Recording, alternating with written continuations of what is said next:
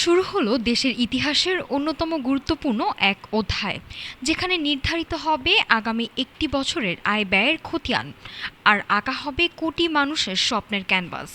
রোববার বিকেল থেকে পর্দায় উঠেছে ত্রয়োদশ জাতীয় সংসদের দ্বিতীয় তথা বাজেট অধিবেশনের। অধিবেশন শুরুর আগে স্পিকারের সভাপতিত্বে বসে কার্য উপদেষ্টা কমিটির বৈঠক। সেখানে সিদ্ধান্ত হয় আগামী ৯ জুলাই পর্যন্ত চলবে এই বাজেট অধিবেশন। আর বরাবরের মতোই প্রস্তাবিত বাজেটের চুলচেরা বিশ্লেষণ আর আলোচনার জন্য সংসদ সদস্যরা সময় পাচ্ছেন মোট ৪০ ঘণ্টা।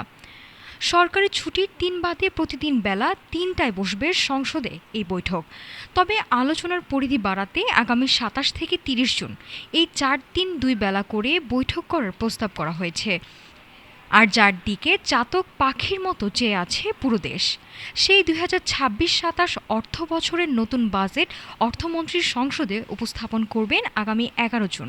একজন সংসদ সদস্য বলেন, এবারের বাজেট অধিবেশনটা খুব চ্যালেঞ্জিং।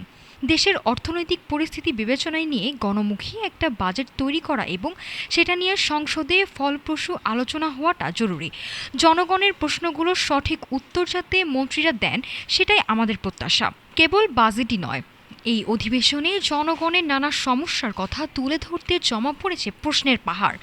সংসদ সচিবালয় জানাচ্ছে, প্রধানমন্ত্রীর জন্য ১৫১টি এবং অন্যান্য মন্ত্রীদের জন্য ৩,০৩৭টি সহ মোট ৩,২২৮টি প্রশ্ন জমা দিয়েছেন সংসদ সদস্যরা। এর পাশাপাশি মনোযোগ আকর্ষণের নোটিশ এসেছে আরও ৯৮টি। প্রয়োজনে অধিবেশনের সময় কম বেশি করার ক্ষমতা স্পিকারের হাতে থাকলেও আগামী ১ মাস এই সংসদ ভবনই হতে যাচ্ছে দেশের রাজনীতির কেন্দ্রবিন্দু।